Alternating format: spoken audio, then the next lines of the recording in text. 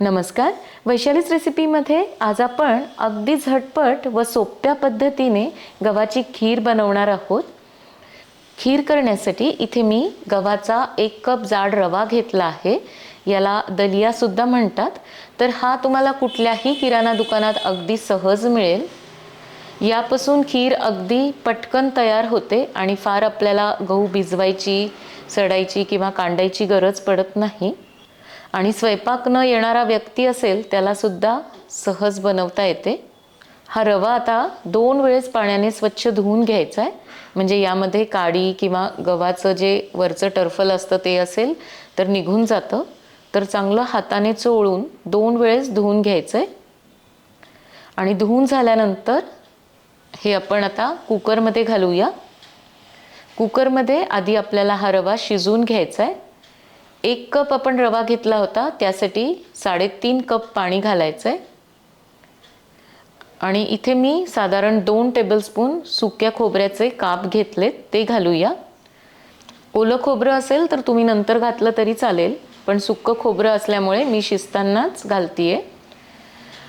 आता कुकरचं झाकण लावून मीडियम फ्लेमवर कुकरच्या 3 शिट्ट्या करून घ्यायच्या आहेत.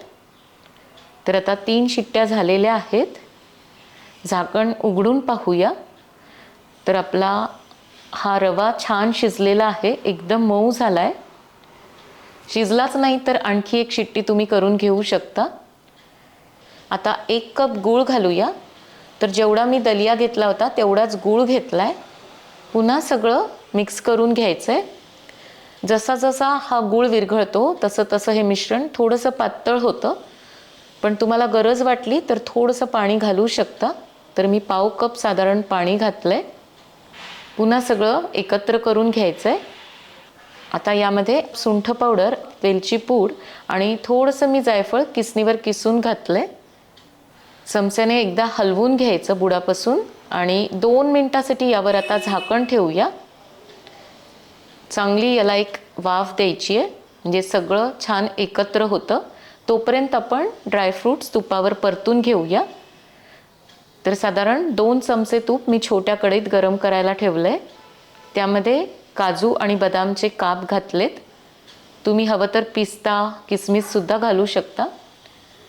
तुपावर असे ड्रायफ्रूट्स परतून घेतले की त्याचा खमंगपणा आणखी वाढतो.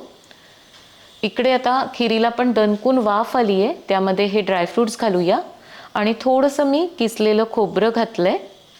तर आपली गरमागरम गव्हाची खीर तयार आहे.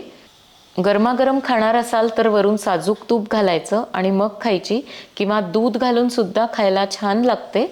तर जरूर बनवून पहा.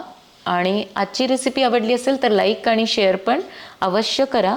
चॅनलवर पहिल्यांदाच आला असाल तर सबस्क्राईब करायला विसरू नका. पुन्हा भेटूयात. तोपर्यंत मस्त खा आणि मस्त रहा.